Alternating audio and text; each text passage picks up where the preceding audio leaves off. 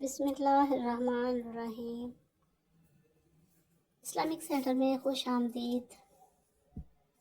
موت ایسے ہی نہیں آتی بلکہ چند دن پہلے کچھ خفیہ نشانیاں ظاہر ہوتی ہیں۔ نبی کریم صلی اللہ علیہ وآلہ وسلم نے فرمایا، انسان کے مرنے سے کچھ دن پہلے یہ نشانیاں ضرور ظاہر ہوتی ہیں۔ وہ نشانیاں یہ ہیں: نمبر 1، اس کا دل۔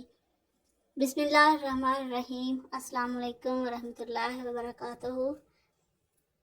کیا کبھی آپ نے کسی کو دیکھا ہے جو کل تک ہنستا بولتا تھا اور آج من کی خاموشی میں دفن ہو چکا ہے؟ کیا کبھی کسی ایسے شخص کو الوداع کہا ہے جس کے بارے میں کسی نے نہ سوچا تھا کہ وہ اگلی صبح سورج نہیں دیکھے گا؟ ہم سمجھتے ہیں کہ موت اچانک آتی ہے، ایک سانس رکتا ہے، دل تھمتا ہے اور زندگی کا باب بند ہو جاتا ہے، مگر حقیقت اس سے کہیں زیادہ گہری، بھیانک اور چونکا دینے والی ہے۔ موت کبھی اچانک نہیں آتی، وہ آتی ہے تو اپنے قدموں کی چاپ کے ساتھ۔ ہاں، ہم سنتے نہیں، ہم دیکھتے نہیں، ہم سمجھنا ہی نہیں چاہتے۔ محترم ناظرین، یہ مت سمجھیے کہ موت بغیر بتائے آ جاتی ہے۔ اصل حقیقت یہ ہے کہ اللہ تعالیٰ انسان کو پہلے نشانیاں دیتا ہے، اسے جھنجھوڑتا ہے، اسے متنبع کرتا ہے، مگر افسوس ہم انہی اشاروں کو نظر انداز کر دیتے ہیں۔ نبی کریم صلی اللہ علیہ وآلہ وسلم نے فرمایا ہے کہ انسان کے مرنے سے کچھ دن پہلے کچھ خاص نشانیاں ظاہر ہوتی ہیں۔ وہ نشانیاں جو صرف ہوشیار آنکھیں دیکھتی ہیں، وہ اشارے جو دل کے دروازے پر دستک دیتے ہیں، مگر اکثر ہم اس آواز کو سننا نہیں چاہتے۔ ان نشانیوں کو جاننا زندگی بدل سکتا ہے، ایمان کو جگا سکتا ہے، مگر کیا آپ تیار ہیں انہیں جاننے کے لیے؟ سوچو، کیسا ہو اگر خود اللہ تم سے ملاقات کا شوق رکھے۔ نبی کریم صلی اللہ علیہ وآلہ وسلم نے فرمایا، جو اللہ سے ملاقات کو پسند کرے، اللہ بھی اس سے ملاقات کو پسند فرماتا ہے، اور جو اس سے کراہت کرے، اللہ بھی اس سے ملنا ناپسند کرتا ہے۔ یہ الفاظ دل کو ہلا دینے والے ہیں۔ اللہ رب العزت خود بندے سے ملنے کو چاہے، مگر شرط صرف ایک ہے، دل میں شوق، روح میں تڑپ اور ایمان میں گرمی ہو۔ کیوں نہ آج سے اس ملاقات کی تیاری شروع کر دی جائے، تاکہ جب وقت آئے رب خود ہمیں پکارے۔ ایک عورت نے حضرت عائشہ رضی اللہ تعالیٰ عنہ سے اپنے دل کی سختی کی شکایت کی تو آپ صلی اللہ علیہ وسلم نے نصیحت فرمائی کہ تم موت کو کثرت سے یاد کیا کرو، تمہارا دل نرم ہو جائے گا۔ ذرا ٹھہرو، دل تھام کر سنو، قبر صرف مٹی کا گھر نہیں، یہ وہ صندوق ہے جس میں تمہارا ہر عمل بند ہو کر رکھا جائے گا۔ جی ہاں، حضرت علی ابن ابی طالب رضی اللہ تعالیٰ عنہ فرماتے ہیں، قبر عمل کا صندوق ہے اور موت کے بعد اس کی خبر ملے گی۔ تصور کرو، جب مٹی تمہارے جسم کو اپنے اندر دبا لے گی، جب دنیا تمہیں بھول جائے گی، تب تمہارے ساتھ صرف تمہارے اعمال ہوں گے۔ نیکی یا بدی کی صورت میں نہ مال ساتھ جائے گا نہ رتبہ، صرف وہ جو تم نے اپنے ہاتھوں سے آگے بھیجا۔ حضرت عمر بن عبدالعزیز رحمہ اللہ ایک ایسا بادشاہ جو دنیا پر حکومت کرتا تھا مگر آخرت کے ذکر پر کانپ اٹھتا تھا۔ وہ علماء کو بلاتے، موت اور قیامت کا مذاکرہ کرتے، اور جب آخرت کی سختیوں کا تصور کرتے تو ایسے زار و قطار روتے جیسے ان کے سامنے کوئی جنازہ رکھا ہو، جیسے موت ابھی انہیں پکار رہی ہو۔ اے نفس، کب بیدار ہوگا تو؟ کب سوچے گا کہ تیرا بھی ایک دن یہی انجام ہے؟ قبر پکار رہی ہے، لیکن کیا تو سن رہا ہے؟ یقین جانیے، موت صرف انجام نہیں، ایک ایسی صدا ہے جو ہر لمحہ ہمیں بیدار کرنا چاہتی ہے۔ جو دل اس پکار کو سن لیتے ہیں، ان کی زندگی کا ہر لمحہ بدل جاتا ہے۔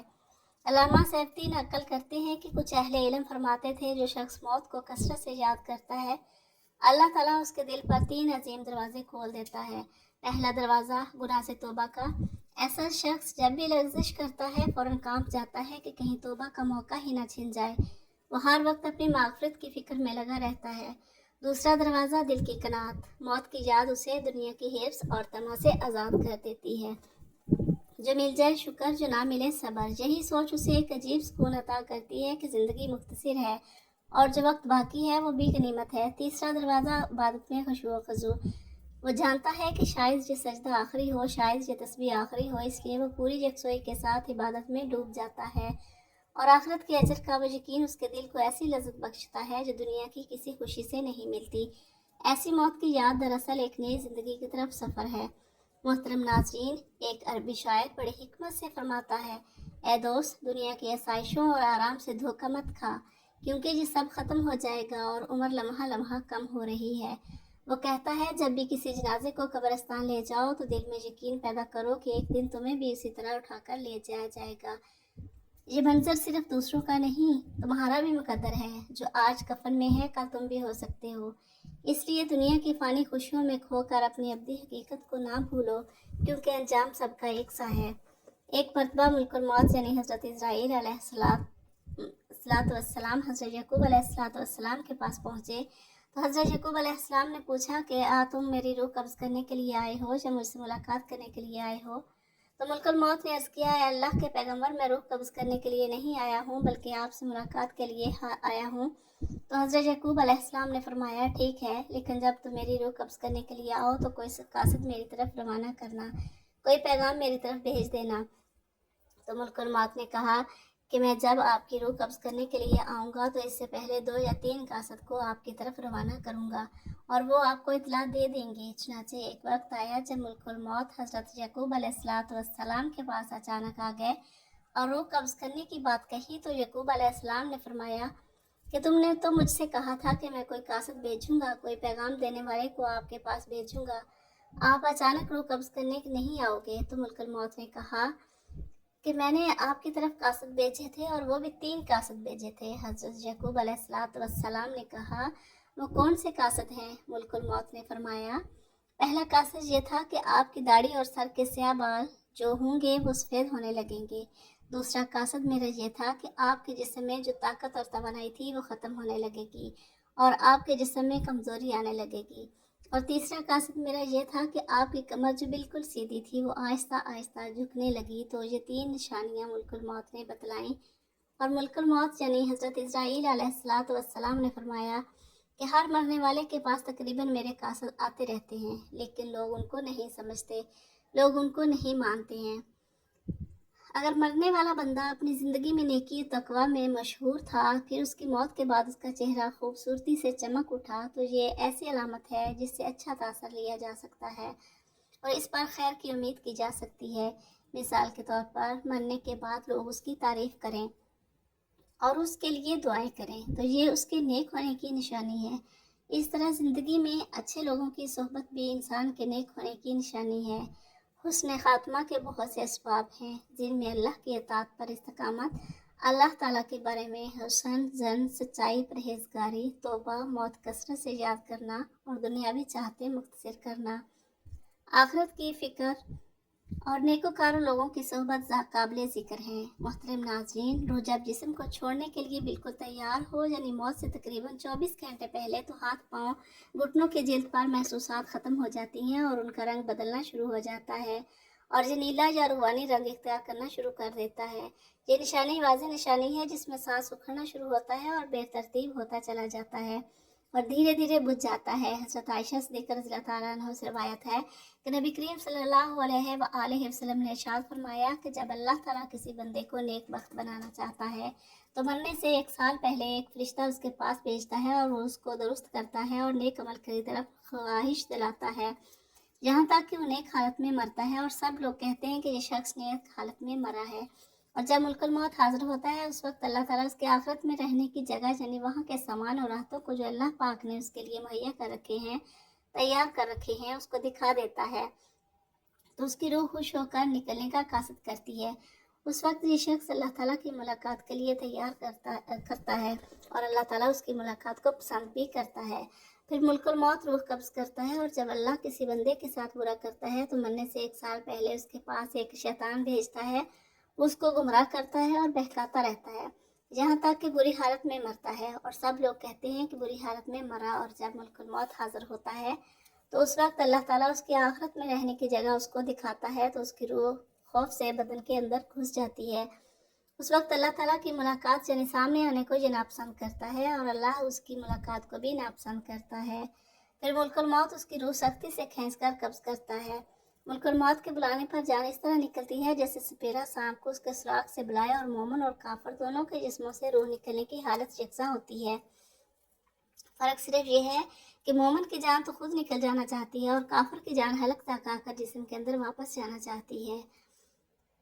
حضرت جابر رضی اللہ تعالیٰ عنہ سے روایت ہے کہ میں نے نبی کریم صلی اللہ علیہ وآلہ وسلم کو وفات سے 3 دن قبل یہ کہتے سنا کہ تم میں سے جو کوئی مرے تو اس حالت میں مرے کہ وہ اللہ تعالیٰ کی نسبت اچھا گمان رکھتا ہو، اللہ تعالیٰ کے ساتھ اعمال صالحہ سے پیدا ہوتا ہے۔ بس حاصل ارشاد کا یہ ہوا کہ اعمال صالح کی پابندی اس قدر کرو کہ مرتے وقت حق تعالیٰ کے ساتھ حسن ظن پیدا ہو جائے۔ حضرت انس رضی اللہ تعالیٰ عنہ نے فرمایا کہ نبی کریم صلی اللہ علیہ وآلہ وسلم نے ارشاد فرمایا کہ دیکھو تم میں سے جو کوئی مرے تو اس حالت میں مرے کہ وہ اللہ پاک کی نسبت اچھا گمان رکھے، کیونکہ اللہ سے اچھا گمان رکھنا جنت کی قیمت ہے، یعنی جس کو حق تعالیٰ سے حسن ظن پیدا ہو گیا وہ جنت میں چلا گیا۔ روایت ہے حضرت عمر رضی اللہ تعالیٰ عنہ سے کہ نبی کریم صلی اللہ علیہ وآلہ وسلم نے فرمایا کہ جب اللہ تعالیٰ کسی بندے کو دوست رکھتا ہے اس کو شیریں کر دیتا ہے، یعنی ہمارے صالح اور اخلاق حسنہ کی توفیق عطا فرما دیتے ہیں۔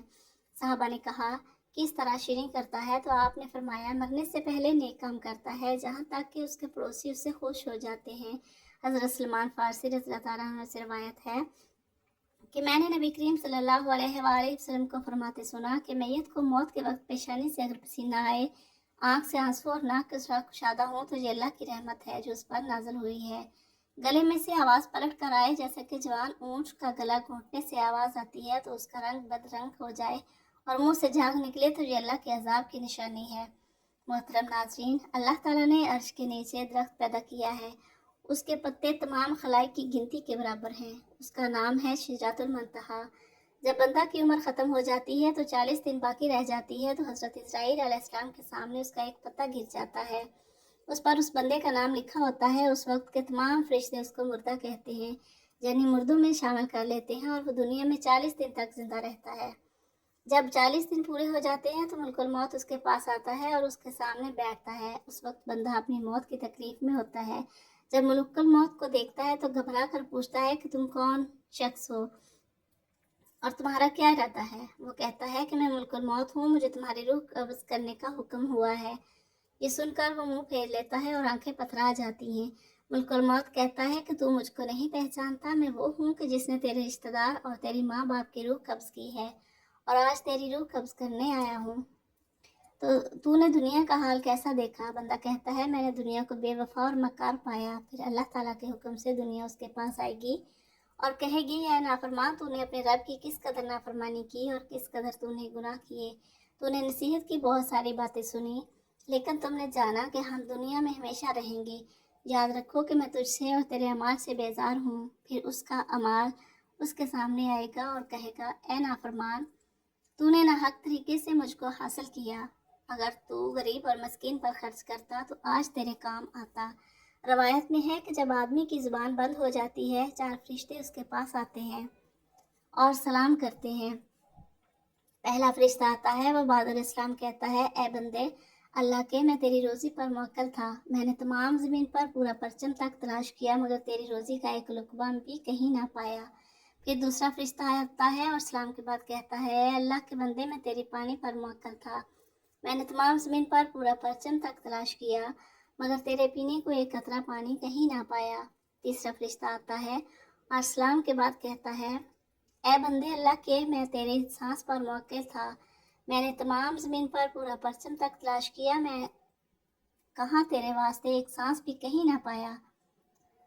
پھر چوتھا فرشتہ آتا ہے اور سلام کے بعد کہتا ہے اے بندے اللہ کے، میں تیری عمر پر موکل تھا، میں نے تمام زمین پر پورا پرچم تک تلاش کیا مگر تیری عمر کا ایک حصہ بھی نہیں پایا۔ اس کے بعد نامہ اعمال لکھنے والے 2 فرشتے اس کے پاس آتے ہیں اور سلام کے بعد کہتے ہیں اے اللہ کے بندے، ہم تیرے اعمال لکھنے پر موکل تھے۔ وہ نامہ اعمال اس کو دکھائیں گے اور کہیں گے دیکھ جو تیرا نامہ اعمال ہے۔ اس وقت میت کی آنکھ سے آنسو جاری ہوتے ہیں اور دائیں بائیں دیکھتا ہے اور نامہ اعمال پڑھنے سے ڈرتا ہے۔ اس کے بعد ملک الموت اس کی روح قبض کرتے ہیں۔ روایت میں ہے کہ ربیع بن انس رحمۃ اللہ علیہ سے کسی نے پوچھا کہ ملک الموت تنہا ہی سب کی روح قبض کرتے ہیں یا ان کے ساتھ اور فرشتے بھی کام میں شریک ہوتے ہیں؟ تو فرمایا کہ روح قبض کرنے کا کام انہی کے حوالے ہے، لیکن اس کام پر ان کے ساتھ بہت سے فرشتے مدد کے واسطے دیے گئے ہیں اور ملک الموت ان کے سردار ہیں، ان کا ہر قدم دنیا کے پرچم کے برابر ہے۔ پھر ربیع بن انس سے پوچھا گیا کہ مومنین کی روح کہاں رہتی ہے؟ فرمایا 7ویں آسمان کے اوپر سدرۃ المنتہا کے پاس۔ हज़रत अबू हुरैरा रज़ी अल्लाह ताला अन्हु रावी हैं कि नबी करीम सल्लल्लाहु अलैहि वसल्लम ने इरशाद फरमाया, जब इंसान मर जाता है तो उसके अमाल के सवाब का सिलसिला उससे मुनक़ता हो जाता है, मगर 3 चीज़ों के सवाब का सिलसिला बाकी रहता है। नंबर 1 सदका जारिया। नंबर 2 रास्ते में पड़ी ईंट जिससे राहगीर नफ़ा हासिल करे। और नंबर 3 साले औलाद जो मरने के बाद उसके लिए दुआ करे। ऐसे अमाल जिनका ताल्लुक दुनियावी ज़िंदगी से होता है, उनके असरात मरने के बाद दुनिया में ही ख़त्म हो जाते हैं। मौत ज़िंदगी का ख़ात्मा नहीं करती, बल्कि ये तो ज़िंदगी का एक हिस्सा है जिससे एक ना एक दिन हर इंसान को गुजरना है। कोई भी इंसान नाफानी नहीं है, बल्कि एक ना एक दिन उसे ख़त्म होना ही है। अपनी ज़िंदगी के मुख्तलिफ अदवार से बचपन, जवानी, बुढ़ापा गुजर कर हर इंसान मौत की जानिब रवां दवा होता है। मरना एक ऐसा अमल हो सकता है जिसके दौरान जिस्म ज़िंदगी को जाने देता है। ये अमल मुख्तलिफ लोगों के दरमियान मुख्तलिफ हो सकता है। जब लोग मर रहे होते हैं तो जिस्म का निज़ाम आहिस्ता आहिस्ता काम करता है, दिल की धड़कन हल्की हो जाती है और दौरान खून के कम होने की वजह से दिमाग और बाकी अज़ा को कम ऑक्सीजन मिल पाती है, जिसकी वजह से सही तौर पर काम नहीं कर पाते। उसके अलावा मरने वाले शख्स को सोचने और समझने की सलाहियत सलब हो जाती है। मौत से चंद घंटे कबल की निशानियाँ। जब मौत का वक्त करीब आता है तो इंसान का राब्ता आहिस्ता आहिस्ता दुनिया से टूटना शुरू हो जाता है और ऐसी निशानियाँ पैदा होनी शुरू हो जाती हैं जिससे जाहिर होने लगता है कि उसका आखिरी वक्त करीब आ गया है। मोहतरम नाजरीन, अब साइंसी तौर पर जाने की मौत से पहले की चंद निशानियों का जिक्र किया जा रहा है। मौत एक ऐसा लम्हा जिसे कोई इंसान झुठला नहीं सकता, एक ऐसी हकीकत जो हर जिंदा दिल के दरवाजे पर कभी न कभी दस्तखत देती है। मगर क्या आप जानते हैं कि साइंस ने इस लम्हा आखिरी से पहले पैदा होने वाली चंद ऐसी अलामत का भी मुशाहदा किया है जो हमें बताती हैं कि ज़िंदगी की डोर अब अख्ताम की तरफ बढ़ रही है। जी हाँ, जदीद तिब और मुशाहदाती तजर्बात इस बात की तस्दीक करते हैं कि मौत से पहले इंसानी जिस्म मखसूस अंदाज में रद्द-ए-अमल ज़ाहिर करता है। जैसे जैसे वो फ़ानी दुनिया से रुखसत होने के करीब पहुंचता है, सबसे पहली अलामत जो अक्सर सामने आती है वो है जिस्मानी सरगर्मी में कमी। मौत के करीब जाने वाला इंसान कम बोलता है, कम चलता है, हत्ता कि बिस्तर से उठना भी उसके लिए दुश्वार हो जाता है। उसका जिस्म तवानाई बचाने के मूड में आ जाता है, क्योंकि अब वो अंदरूनी निज़ाम खुद को समेटने की तैयारी में होता है। उसका असर बराह रास्त उसकी भूख और प्यास पर पड़ता है। वो खाने पीने से बेरग़बत हो जाता है और अक्सर औक़ात मुकम्मल तौर पर खाना पीना छोड़ देता है। ऐसे में अहले खाना या तीमारदार को चाहिए कि वो रुई से उसके होंठों को गीला करें या नरमी से चम्मच के ज़रिए थोड़ा पानी देने की कोशिश करें ताकि वो तकलीफ से बचा रहे। मौत के बिल्कुल करीब यानी चंद घंटे पहले जिस्म की हाजात जैसे पेशाब और पखाना की ज़रूरत भी तकरीबन ख़त्म हो जाती है। यह अलामत उस बात का वाज़ेह इशारा है कि जिस्म के निज़ाम अब सुस्त रवि से बंद हो रहे हैं। इसी मरहले पर जिस्म में कपकपी तारी हो जाती है और मरीज़ के मुंह से कराहने की आवाज़ें आने लगती हैं। ये दरअसल जिस्म के अंदर बढ़ते हुए दर्द और अज़ा की बोझल होती हरकत का नतीजा है। मरने वाले शख्स की नींद भी नुमाया इजाफा हो जाता है। वो जागने की बजाय दिन का ज़्यादातर हिस्सा सोता है। ये नींद दरअसल उसके जिस्मानी निज़ाम की कमज़ोरी और तवानाई की कमी की अलामत होती है। मेटाबॉलिज्म, जो जिस्म की तवानाई पैदा करने का बुनियादी निज़ाम है, आहिस्ता आहिस्ता मफलूज होता जाता है और जो मरीज़ एक नीम बेहोशी और या गहरी नींद जैसी कैफियत में चला जाता है। जब जिस्म मुकम्मल तौर पर रुखसती की तैयारी करता है तो दिल की धड़कन बेतरतीब हो जाती है। बाज़ औक़ात ये धड़कन इतनी मध्यम हो जाती है कि उसे हाथ से महसूस करना मुश्किल हो जाता है। नब्ज़ टूट जाती है और जिस्म पर ठंडक छाने लगती है। ये वो लम्हा होता है जब रूह कब्ज़ से अंसरी से परवाज़ करने के लिए तैयार हो रही होती है। अज़ा का एक एक करके खामोश हो जाना, जिस्म की गर्मी का ज़वाल और आंखों की पुतलियों का साकित हो जाना इस बात का ऐलान होता है कि ज़िंदगी का चिराग बुझने के करीब है। मौत सिर्फ एक लम्हा नहीं बल्कि एक मुकम्मल जिस्मानी रूहानी सफ़र का आगाज़ है। ये दुनियावी ज़िंदगी का अख्ताम नहीं बल्कि अब्दी हयात की दहलीज़ है। जो इस हकीकत को समझ लेता है वो ज़िंदगी को आरज़ी इम्तहान जानकर संजीदगी से जीता है। वो हर अमल को आखिरत की कसौटी पर परखता है, दिल में तकवा और ज़ुबान पर सच्चाई रखता है।